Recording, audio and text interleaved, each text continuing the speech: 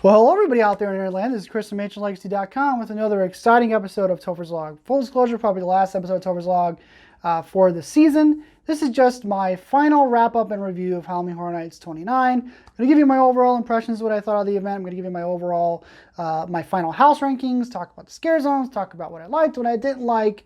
We're just going to have a good time, and I'd be hard-pressed not to do some kind of on-camera version of this. Full disclosure is going to be kind of a mixture of both, on camera and a little bit of VO for you, because this is going to be a long thing for me to edit, and I kind of don't have the time. So I'm going to try to do this to the best of my abilities, to the best that I can, to give you something halfway decently entertaining. Listening to my talking head and listening to my the soothed, dulcet sounds of my voice. No, forget that. Edit that out. So let's get started. The first thing that I would say is, I've told people throughout the entire course of the event that I really like this year. I sort of rank this, this year sort of in my top 7 years that I've been going to Halloween Horror Nights 29. They did a really good job. The money was, you could tell they put money and effort into this year. Has me a little worried about what could or could not come next year because they went so hard this year. I hope they don't skimp on the anniversary year next year. But nevertheless, you could definitely tell they put money and effort into this year. Everything from the designs of the houses to the scare zones to the shows, of course. The Marathon of Mayhem show. Talk a little bit about that a little bit later. But you can definitely tell they put money and effort into this year, and it definitely had a really cool vibe. It did not feel like they cheated anything this year. It felt, like they put effort into it, which, is always a good thing. I still maintain, even though that there are some houses at the bottom of the list, I still maintain that there was no bad houses this year. All the houses were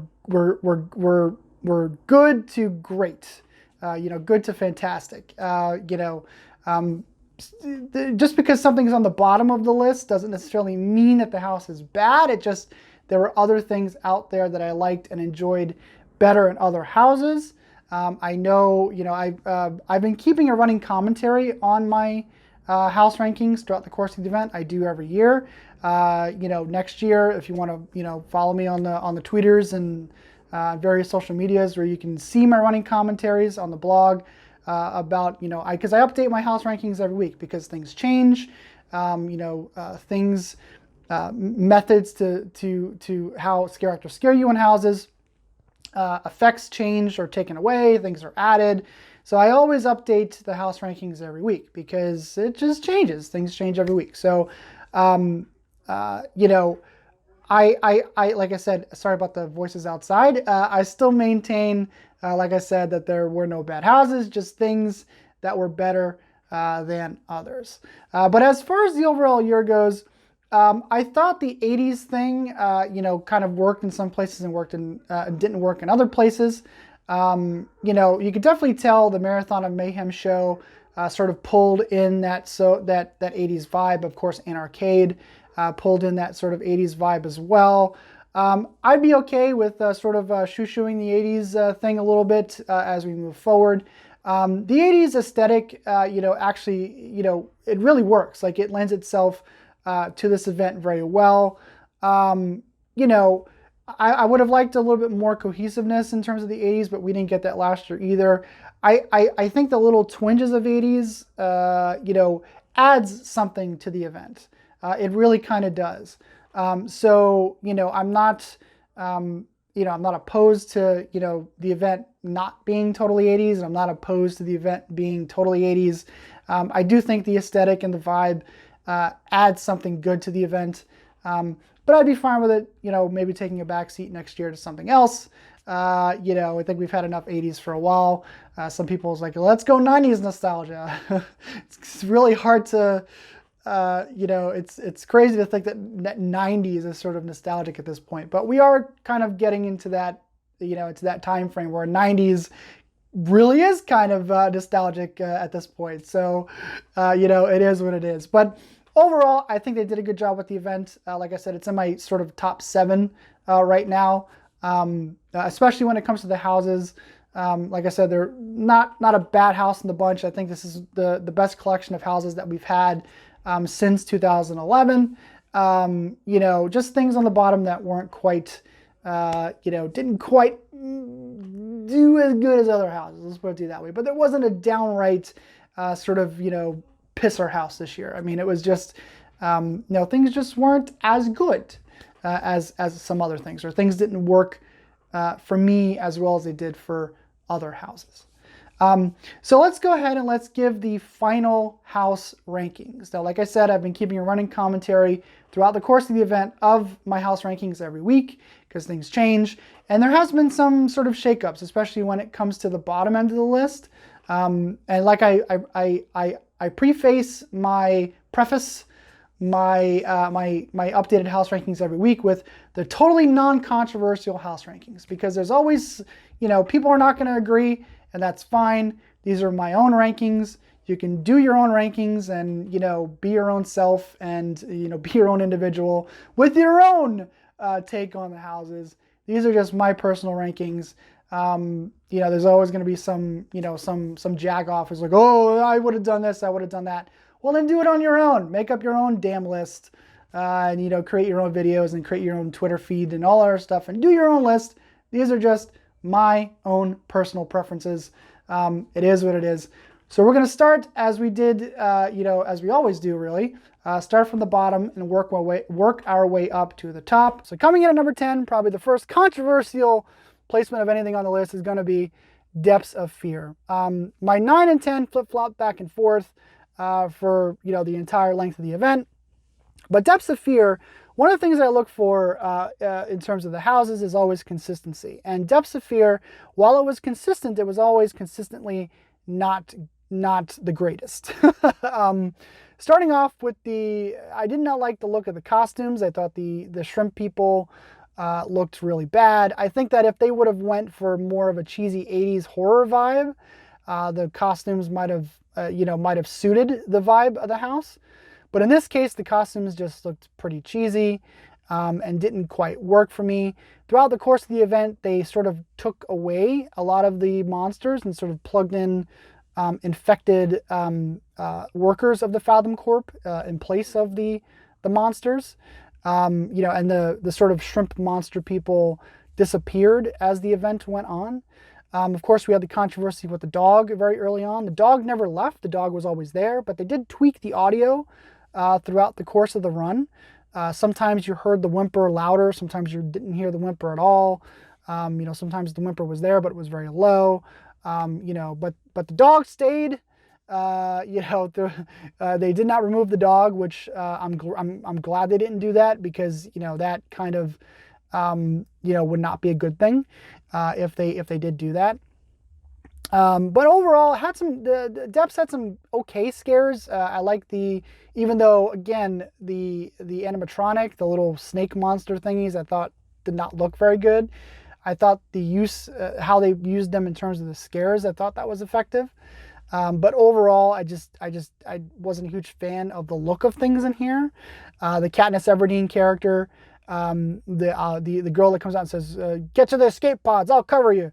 That's literally, the costume is literally Katniss Everdeen's costume from Catching Fire, the little water suit that she wears. And the Universal Security Guard I thought was hilarious, because it's literally the same Universal Security attire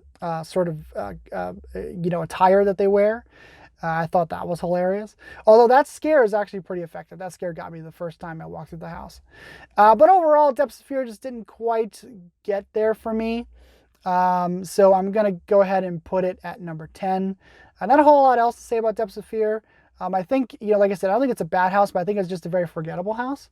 I don't think, in 5 years' time, we're going to be remembering Depths of Fear very fondly, or even at all. So for that reason, it's going to go down at number 10. Now, number 9, again, probably going to be a little bit controversy, but it is what it is. I'm putting Stranger Things at number 9. I thought they did a really good job with this house. I thought it was a much better house than it was last year. While not everything worked inside the house, I thought for the most part, the house was actually pretty decently done. I mean, they, yes, they had the mannequins, but the mannequins, I thought the one scene with the Hopper and 11 closing the portal, I thought the mannequin use in there was actually warranted. But the only mannequin that I really didn't care for was the one that was at the beginning, the one that was at the Palace Arcade one. That was the only one that I didn't really care for. I did like how they started the house, which it was kind of like a, last season on Stranger Things. And then you go into, season 2. I thought the strongest part of the house was the season 3 stuff. The giant animatronic at the end I thought was really cool. I liked the Hopper's cabin stuff. The season 2 stuff, I really liked the tunnels. I thought the tunnels were probably the best part of the house for me, even though they made up like a good chunk of the house. But overall, I thought they did a much better job on the house this year than they did last year. A really kind of cool effective scares in here when they were done, when they were working, when they were on point. Yeah, I mean, like, I know this house has a lot of haters, but I didn't hate it as much as other people did. I thought they did okay with it. This was obviously the house that I did the least because of the wait times. I could not, I could not go through the house as much as I wanted to. All the other houses I did anywhere between 20 times and like 26 times. This one I did about 10 times, just surely based on the wait times. I could not get through the house as often as I would have liked. I'm starting to lose my voice already. This is not good. But yeah. So I liked the house. Like I said, I know it's gonna have haters. I know people are gonna hate me for putting it above Depths of Fear, simply because it's Stranger Things, not necessarily because it's bad or good or whatever. But I quite enjoyed the house. So yeah. So Stranger Things comes in at number 9. So coming in at number 8 is probably gonna be another controversial pick for me, and that is going to be Yeti Terror of the Yukon. I almost said Terra. I got Terra Queen on the brain. Yeti Terror of the Yukon. Not a bad house. Just because it's ranked at number 8 doesn't mean that I hate the house. I actually quite like this house. My problem with it was that it was just kind of boring. It was very, some of the scares. I'll get to this in a little bit later. But some of the scares, like everything seemed a little bit off for me with some of the scares. That was kind of a problem for a lot of the houses this year. Some of the timing, all the timing on the scares in all the houses just kind of seemed a little bit off for the most part. Things were a little bit off. So, and that was a problem, like I said, consistently throughout all the houses. But this one seemed to be the biggest offender of it for me. And it seemed very repetitive. This is kind of the carnival graveyard for me this year, where, it was like, oh, well, look at all the pretty things, but, and the Yetis looked cool, but it was just kind of a bore to walk through for me. It didn't really have like an oomph vibe. It was kind of missing that for me. Still, I enjoy the house. I enjoy the Yetis. I enjoy the setting. Yeti arms for days, Yeti spaghetti. And going back to like the whole timing issue thing, the Yeti door kill that everyone was like, oh my God, the Yeti door kill is amazing. I went through, as of today, I'm recording this Monday, or excuse me, is it Monday? Yes, today's Monday. Monday before Halloween. So I still have a couple more times through the house that I can get through. But I went through Yeti almost 22 times. And out of those 22 times, I saw the Yeti door kill twice.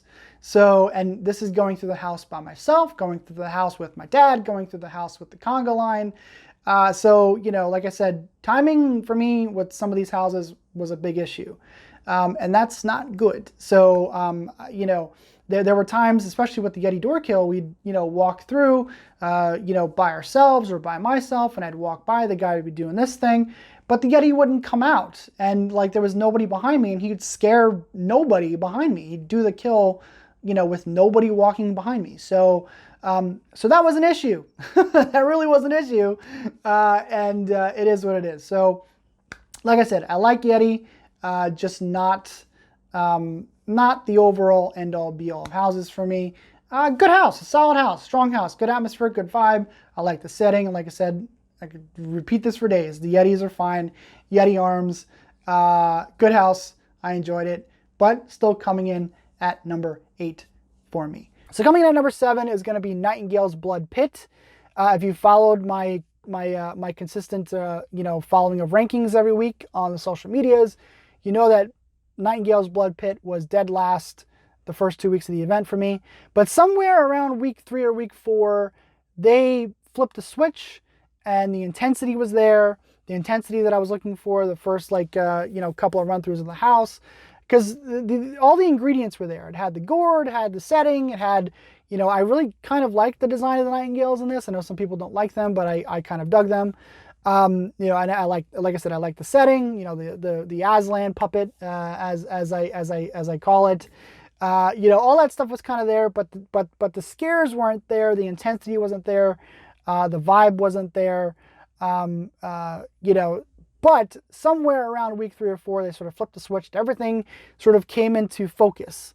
One of the things that I look for with houses is consistency. And, if a house has a good night, if the intensity is there one night, I sort of look and hope that the intensity and the consistency is there throughout the rest of the run. And Nightingales sort of did that. The last week of the event, as I'm recording this, is like the Monday before Halloween. The last couple of nights, things weren't quite there, but for the most part it was. So I'm going to go ahead and give Nightingales the benefit of the doubt and say, yes, it's going to seal its place at number 7 for me, because it did sort of flip that switch halfway through the event. So I like the gore. I've sort of made a running joke throughout the course of the event, because they're screaming something inside. I still don't know what the hell they're screaming in there, but it always sounded to me like they're screaming "For Narnia." So it became a running gag for me, especially with the lion. It just all sort of fell into place. For Narnia, the Aslan puppet, Aslan is a lion, so it just all sort of fell into place for me. But anyway, so Nightingales sort of pulled itself out of the depths for me, and I found myself going into the house more and more. Of course, you had the smells, just an overall good house. I enjoyed this house quite a bit. So coming in at number 6, again, probably gonna be a little bit controversial, but I'm gonna go ahead and put Us at number 6. I love this house. I know people really don't like this house, but I really sort of like what they did here. I love the fact that this is not a sort of jump scare, gore fest sort of house. This house is predicated on atmosphere. It's predicated on the actors themselves and what they bring to the house, or what they brought to the house. I love the vibe the actors have in here. I mean, they were dead on for what what the characters were in the film, and sort of that creepy vibe that the tethered brings and stuff. Like, I thought that worked tremendously well in here. And this house, for me, wins on atmosphere alone. The music, like I said, the actors, the setting, all that stuff sort of came, it all sort of gelled for me. And the scares that they had, the sort of jump scares, I thought were effective. The girl in the tree worked really well for me. The tethered dad, the little kid right before that, all that stuff really worked. One of the funniest jump scares for me was the girl running, when she comes out from behind the bush, while she's sort of running away, trying to run the tethered, the tethered away. That sort of little scare worked for me very well. The Hands Across America room was my favorite room of the entire house. That one was really creepy, especially if you're walking through there by yourself. Overall, like I said, I really liked the vibe in here. I like what they did here. I like the approach they took to this.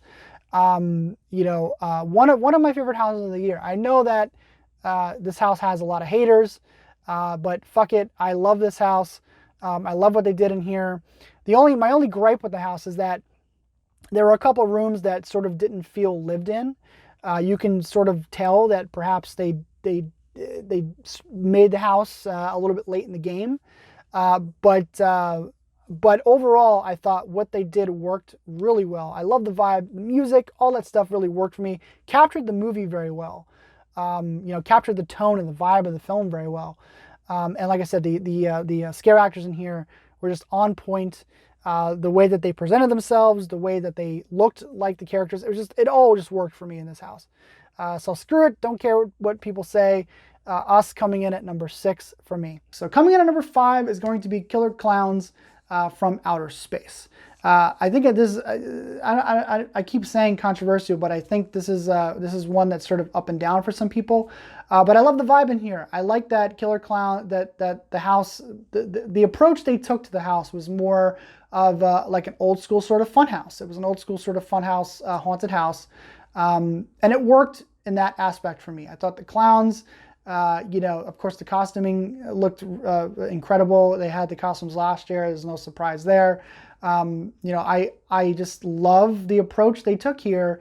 I like how most of the house is kind of inside the spaceship. I think that was the only logical step they could have taken to sort of do this house. Of course, at the very beginning, you walk through the alleyway where Shorty, knocks you. What are you gonna do? Knock my block off?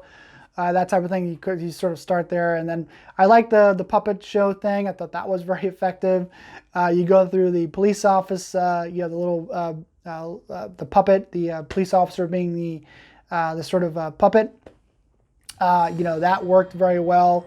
I really like the vibe in here. The scares were really good in here, especially that last room where you had the mannequins and almost like the Hands Across America room in Us. You had the mannequins, you had the real clowns. I love the Clownzilla sort of inflatable puppet thing. When the people were actually puppeteering that well, that was actually really cool. The other thing was the Clownzilla head puppet thing, almost like what they used in the Slaughter Cinema House last year for Midnight Snacks 2. Here's the thing with that. Like the Aslan puppet, that thing was either being puppeteered or not puppeteered, and the puppeteers that were puppeteering it, the timing was always way off. Like I said, timing this year with some of the scares on the puppetry was just way off all across the board inside the houses. And the Clownzilla puppet head was one of those casualties. I don't know, it was kind of an anomaly this year, but so that, and it wasn't there opening weekend. so that was kind of an anomaly, or at least I didn't notice it opening weekend. It might have been there, but nobody was puppeteering it, so I didn't consciously look at it. So there's that. But yeah, so overall, I really like the vibe in here. I thought they did a good job with the house. And if you know me, I've said it before, Killer Clowns is not one of my favorite films. But I really liked what they did with the house. So Killer Clowns coming in at number 5. So coming in at number 4 is going to be Ghostbusters. Now, Ghostbusters to me was more of an event. It was an experience walking through Ghostbusters. It wasn't necessarily anything about the scares. It wasn't necessarily anything about how well the house was done, although the house was done very well. This one, for me, I struggled with this because the house is done so well. That the problems I had with it, I think, overshadowed, how the house was actually done, or the shortcomings of the house, I think, were overshadowed by the fact that the house was done really well. This house for me had a lot of problems. There were a lot of consistency problems, especially when it came to the scares that they tried in the house. Effects, of course, either were working or they weren't working. Of course, the ghost that walks in between the bookshelf when you first walk into the public library, that was either working or it wasn't working. It was a crapshoot, kind of. The white ghost that comes out, after the containment unit is shut down. The containment unit shut down. You walk through that sort of dark alley where you've got the Wendigo-looking thing, and what's the brothers called from Ghostbusters 2? That guy. Then you have the Uncle Sam-looking thing from the 2016 Ghostbusters, and then you have the white ghost that comes out on the puppet on the stick. That thing almost never worked. Every time I walk through there. And or the timing of the actual puppeteer was way off. So that was a big issue for me inside this house. However, when the house was working properly, when the effects were working, when you were in the right spot for things, and like I said, the overall experience of the house kind of overshadows the shortcomings I had with it. which goes against pretty much everything that I usually stand for when it comes to houses like this. But the mere fact that this house was done so well, I can't fault it for that, because the experience of the house, walking through the film, what they were able to achieve with this, like I said, I think just kind of overshadows everything for me. Some of the scares, when they were working, they were kind of working, but I had issues with this house, but I just couldn't bring myself to bring it lower, just for the sheer fact that they basically made Ghostbusters, and they did it well. They didn't, it was like walking through the live action show they used to have down at Universal Orlando. So for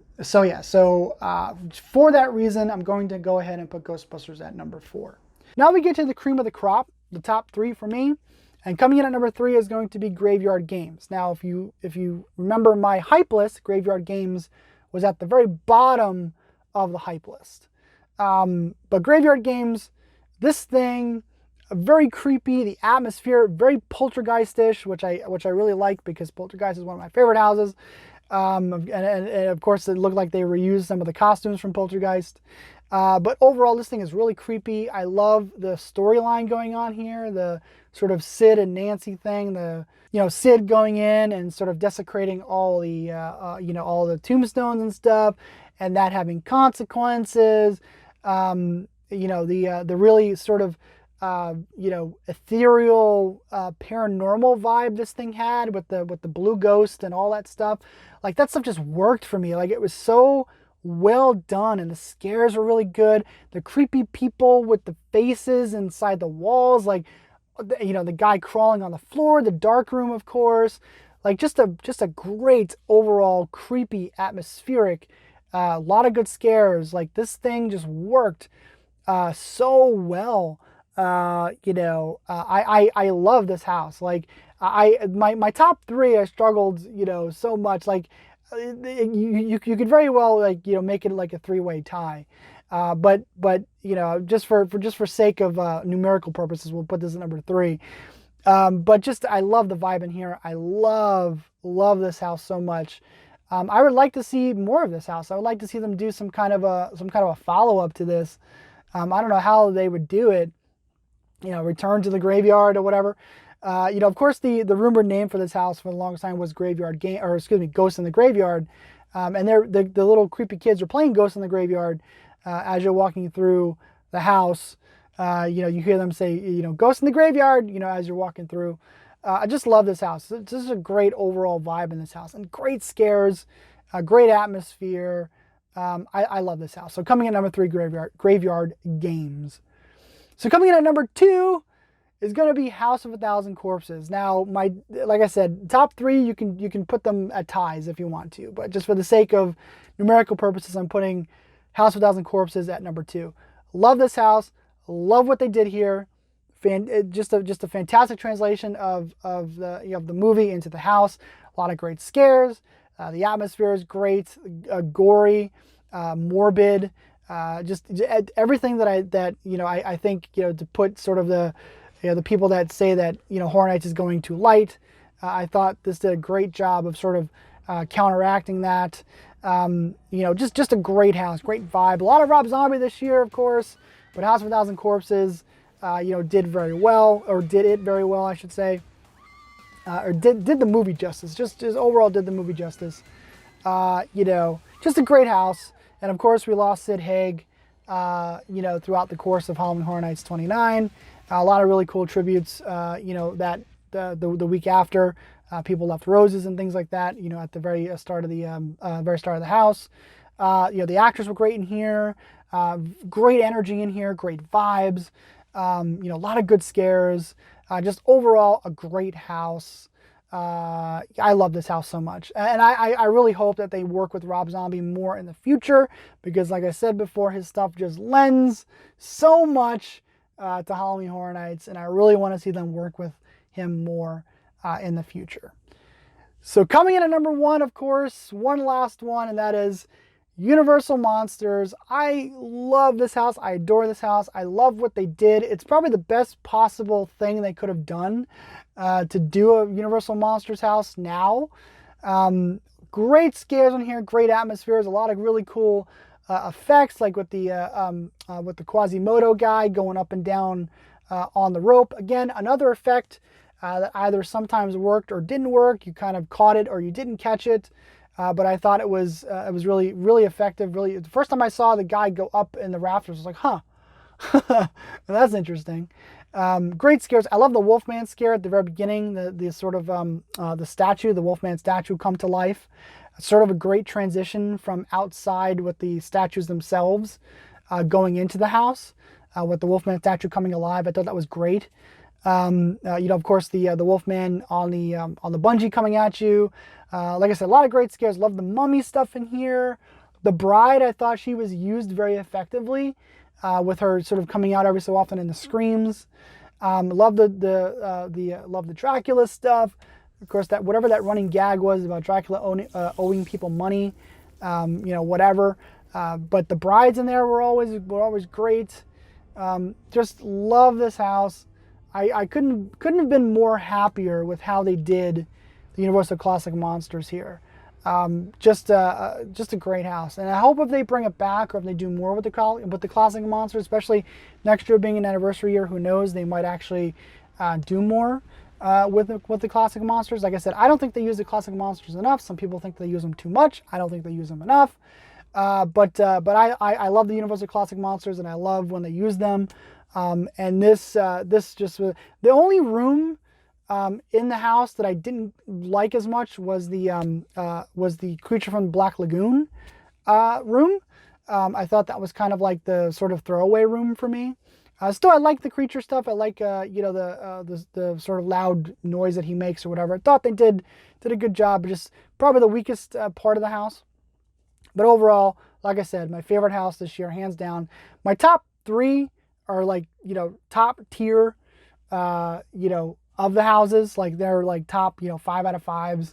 And then the ones that are in the middle, like everything from Nightingales up to Killer Clowns, you can put those at 4s. And then, Yeti, I'd probably give a 3.5 to. And then Stranger Things and Depths of Fear, I'd give 3s to. If I had to give them numerical sort of arbitrary ratings, if you will. So number 1, Monsters, 5 out of 5. Number 2, House of a Thousand Corpses, 5 out of 5. Number 3, Graveyard Games, 5 out of 5. Number 4, Ghostbusters, I give a 4. Killer Clowns, number 5, I give a 4. Us, I'd give a 4. Nightingales, Blood Pit, I'd also give a 4. I'd give Yeti, Terror of the Yukon, Yeti, Terror of the Yukon, maybe like a 3.5 out of 5. And then Stranger Things and Depths of Fear, I'd both give 3s to. So 3 out of 5s. Like I said, if I had to give an arbitrary numerical value to the houses. So that's it for the houses. Let's talk a little bit about the scare zones. I know some people this year had a lot of issues with the scare zones. I did not. I thought the scare zones were quite well done. Probably the best collection of scare zones we've had in quite some time. I'd say the least effective scare zone for me was still Zombieland. I don't think that one was as good as they could have made it. I still had fun with that with Zombieland. Sort of the last week, is always interesting in terms of the scare zones. The actors sort of go a little nutty, as they approach the end of the event, and that was no exception for Zombieland. The actors did all sorts of crazy stuff in Zombieland the last week. I like how, even though the zombies in Zombieland were just generic zombies, I like how they gave them all different distinct personalities. I thought that actually was quite effective. Still probably my least favorite of the scare zones. Coming in, so if I was going to rank these, I put Zombieland at number 5. And then coming in number 4, I'd probably do Vanity Ball. Probably not, I know it's kind of controversial to hate on the scare zone, and I'm not hating on the scare zone at all. I thought the sort of morbidity of the scare zone, I thought worked very well, but scare zone was just kind of not for me. I thought it was okay for what it was. the scare zones, especially in Zombieland and in Vanity Ball, there was a lot of scare actors sort of like hanging out with friends in those scare zones, and that sort of put a damper on some of those scares, especially Vanity Ball and Zombieland, more so Vanity Ball. The sort of congregating of actors and friends like dead in the middle of scare zones, I don't think needs to be a thing anymore, because I think that sort of ruins the vibe of the scare zones. Maybe that's just me being a dick or being petty, but I think that needs to sort of go away. They were kind of like, I saw some of the handlers they would every so often they'd go over and they'd sort of yell at the scare actors for doing that. But less of that going forward, especially in Vanity Ball. That sort of ruined a lot of it for me as well. So Vanity Ball, Vanity Ball, I put in at number 4. I put Vikings at number 3. I like the aesthetic in Vikings. I like the sort of costuming in Vikings. I like some of the scare tactics they were using in Vikings. Vikings was the only scare zone, Zombieland to an extent, but Vikings was the only scare zone where they actively were trying to scare you in the zone. And like I said, the overall vibe I really dug. So Vikings number 3. Anarcade's going to go at number 2. Sort of a great scene setter for the event this year. The sort of 80s, tying in that 80s vibe, to the event. I thought that was incredibly effective. Great place to take photos, of course. Great aesthetic, the neon, all that stuff. The little video game sounds they're using throughout the course of the within the scare zone, I thought was great. The little Liu Kang thing, the Pac-Man cue that they had going on. That stuff was really effective. Coming in at number 1, of course, going to be Rob Zombie's Hellbilly Deluxe. Just a great scare zone overall. Great vibe, great energy, great atmosphere. The fire, the smoke, the scare actors. Like I said, I really hope they work with Rob Zombie more in the future, because whether or not you like his stuff, I think that his content really lends itself to Halloween Horror Nights, and I'm really sort of still shocked that they don't use him or have not used him more often, for Halloween Horror Nights. And I think that, there was, if you were a fan of Rob Zombie or Metallica this year, there was a lot of Rob Zombie and Metallica. House of 1,000 Corpses, Hellbilly Deluxe, and of course you have the Metallica stuff in Academy Villains, and also in Zombieland. So a lot of hard rock stuff this year, at the event. But I love Hellbilly. I love what they did with it. I love the vibe. The scare actors were great in here too. They also would try to scare you, but it was few and far between.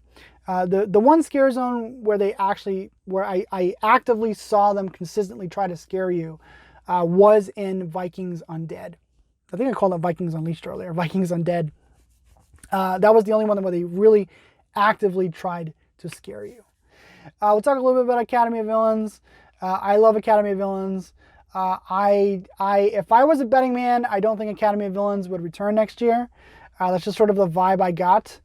I'm sad for that, because I think Academy of Villains has more than earned its place in the annals of Halloween Horror Nights history.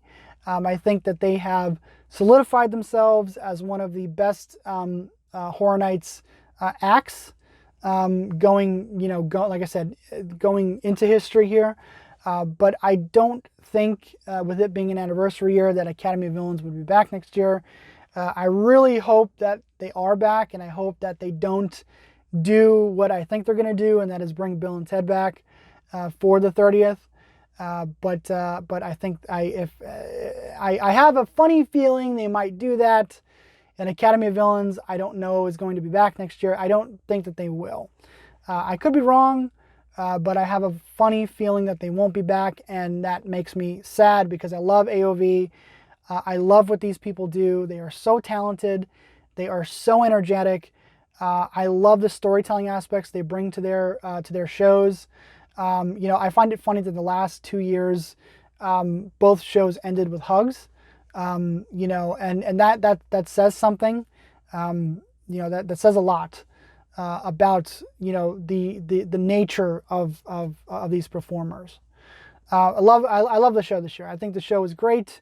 I like it better than Cyberpunk, even though I like Cyberpunk. I know people didn't like Cyberpunk. I enjoyed Cyberpunk. I think this show was a lot better than Cyberpunk. Just a great show. And then Marathon of Mayhem, I thought was a great addition to the event. This is something that I would love to see them bring back in the future. This is something that I would love to see them, do more in the future for Halloween Horror Nights. The show had some technical problems every once in a while, but when the show was working, I thought it was a great show. So I've talked about Marathon of Mayhem before.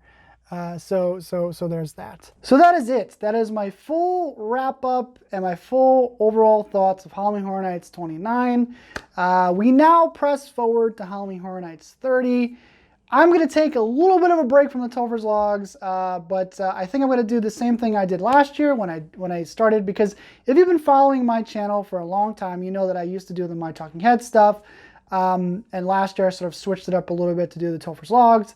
And I started the Topher's Logs in January, and the original sort of intention for them was to do the speculation and stuff and not get any insider information and whatnot throughout the course of the event. That kind of didn't happen according to plan. It didn't go according to plan, but I think I'm going to try the same thing starting in January. So there might be one or two things sprinkled in, before that. But for all intents and purposes, this is going to be the last Topher's Log for Halloween Horror Nights until January. Of course, you could always follow me on Twitter and Facebook and Instagram for just regular general Universal and Disney stuff. I'm at the parks usually once or twice a week, and I do updates about the park stuff, so you can follow me there. But most of all, I just wanted to say thank you to everybody who I met this season. I met a lot of people walking around the parks, people who've been following me for a long time and who might have just caught on with the Topher's Log stuff. I'm so grateful for everybody that for the support that everybody has been giving me this year. I love this event. I love the parks. I love Universal. I love I love it all. And again, thank you to everybody this year. I'm very grateful for it. And you are the reason why I do and continue to do what I do, because, it is what it is. But thank you, everybody out there for watching and for listening and for just being fans and, not of me, but of the event and of, theme parks in general. It is what it is. So, but again, thank you all. And I'm rambling now, so I'm going to go ahead and call it. So that is it. Halloween Horror Nights 29 is in the books. We march forward to Halloween Horror Nights 30. So that is it. I'll talk to you guys later.